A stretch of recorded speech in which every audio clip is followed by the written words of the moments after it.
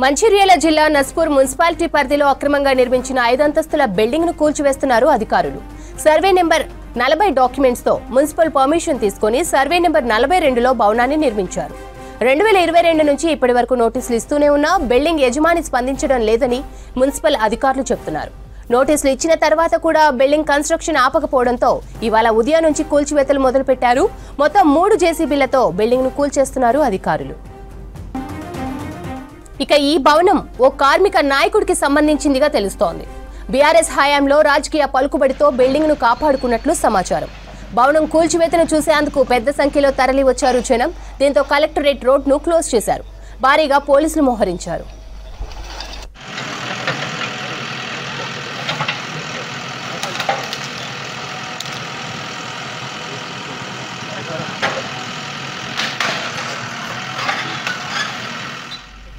మంచిర్యాల జిల్లా నస్పూర్ మున్సిపాలిటీ పరిధిలో అక్రమంగా నిర్మించిన 5 అంతస్తుల బిల్డింగ్ ను కూల్చివేస్తున్నారు అధికారులు.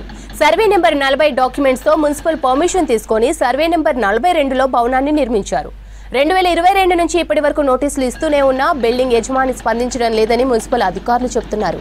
నోటీసులు ఇచ్చిన తర్వాత కూడా బిల్డింగ్ కన్స్ట్రక్షన్ ఆపకపోవడంతో ఇవాళ ఉదయం నుంచి కూల్చివేతలు మొదలుపెట్టారు. మొత్తం 3 జేసీబీలతో బిల్డింగ్ ను కూల్చేస్తున్నారు అధికారులు.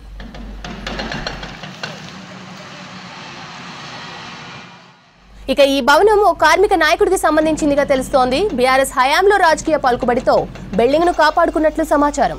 భవనం కూల్చివేతను చూసేందుకు పెద్ద సంఖ్యలో తరలి వచ్చారు జనం. దీంతో కలెక్టరేట్ రోడ్ ను క్లోజ్ చేశారు. భారీగా పోలీసులు మోహరించారు.